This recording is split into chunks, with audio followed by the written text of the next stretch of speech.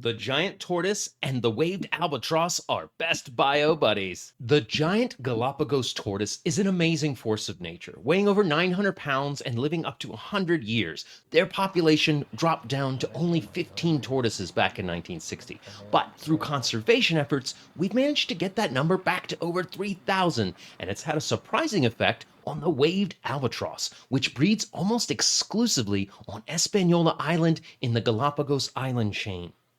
Turns out these waved albatrosses have gigantic 8-foot wingspans, limiting where they can safely land and take off from.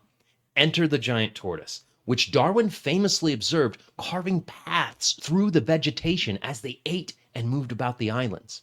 As their numbers have increased, these tortoises are munching through the woody vegetation that limits the albatross's flight, creating virtual airport runways for them to land and take off from.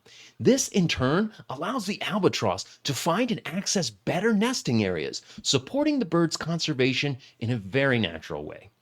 You can find out more about the giant tortoise and the waved albatross at galapagos.org. What are some other fun animal pairings you enjoy?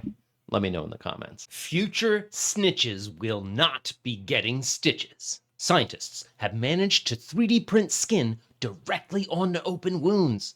The printed skin showed near complete wound closure in just 2 weeks, provided better skin quality compared to traditional methods, and it can even grow hair. The process is called intraoperative bioprinting. They use a special ink made of human fat and stem cells mixed with something called hydrogels, which are materials that provide something like a scaffolding to the cell structure. The researchers hope that it can give us a way to fix skin problems in difficult to heal areas like the face. No word on whether they can replace a bald scalp with a full head of hair yet. So, now that stitches are dead, what do snitches get? Let me know in the comments. New study proves baby boomers have lower IQs than millennials. Lead from gasoline inhaled through car exhaust actually lowered the IQ of the average American by 2.6 points for people born before 1980. A research paper out of Duke and Florida State Universities used data from the National Health and Nutrition Examination Survey, and they found that over 170 million Americans had been exposed to high levels of lead in early childhood, resulting in an estimated loss of 824 million IQ points, with older populations suffering from the greatest exposure and ill effects. Fortunately, leaded gasoline has been outlawed in the United States since 1996, after having been largely phased out through the 1980s. What are some other pollutants out there dumbing us all down? Let me know in the comments. AI wants to be a character on Star Trek.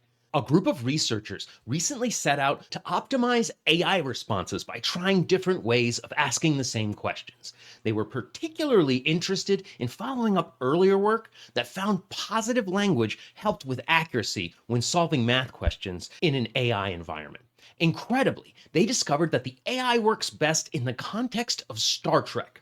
They set up a system to generate different ways to ask the different AI models to perform a set of math problems. They would start the prompt with things like, "You're highly intelligent," or "You are a professor of mathematics," and they would close the prompts with different things like, "I really need your help," or "This will be fun." They found that when they framed the math questions as a set of problems for a Star Trek captain to solve, it led to the AI consistently outperforming other prompts, including those focused on positive thinking or traditional mathematical language.